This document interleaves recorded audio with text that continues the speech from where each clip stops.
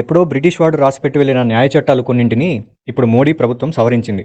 భారత న్యాయ వ్యవస్థలో 3 కొత్త నేర చట్టాలు అమల్లోకి తీసుకొచ్చి గొప్ప మార్పులకు నాంది పలికింది కేంద్ర సర్కార్. భారతీయ న్యాయ సంహిత, భారతీయ నాగరిక్ సురక్షా సంహిత, భారతీయ సాక్ష్య అధినియం పేర్లతో కొత్త చట్టాలు పిలువబడతాయి. ఇందులో కొన్ని ఏంటంటే, కులం, మతం వంటి కారణాలతో సామూహిక దాడులకు పాల్పడితే ఐపీసీ ప్రకారం 7 ఏళ్ల జైలు శిక్ష ఉండేది. ఇప్పుడు అది యావజ్జీవ శిక్షగా తీర్చిదిద్దబడింది.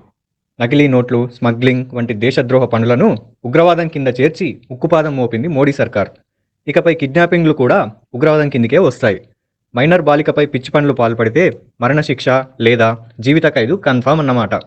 ఈ కొత్త చట్టాల ప్రకారం ఫిర్యాదుల నుంచి కోర్టు జారీ చేసే సమన్ల దాకా అన్నీ ఆన్లైన్లోనే జరగబోతున్నాయి.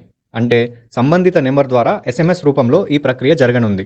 ఒక ఫిర్యాదుకు సంబంధించి పరిధితో సంబంధం లేకుండా ఏ పోలీస్ స్టేషన్లో అయినా కూడా ఎఫ్ఐఆర్ నమోదు చేసుకోవచ్చు. దీన్ని జీరో ఎఫ్ఐఆర్ విధానం అంటారు. ఇది దేశవ్యాప్తంగా మీకు అప్లై అవుతుంది. వీటితో పాటు మరికొన్ని అంశాల మీద కొత్త చట్టాలు రీప్లేస్ చేయబడ్డాయి. జూలై 1, 2024 సంవత్సరం నుంచి ఈ కొత్త చట్టాలు భారత ప్రజలకు అందుబాటులో ఉండనున్నాయి.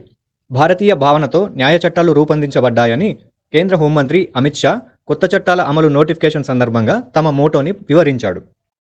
మోడీ సర్కార్ సవరించిన ఈ 3 నేర చట్టాల మీద మీ అభిప్రాయాన్ని కామెంట్స్ రూపంలో పెట్టండి.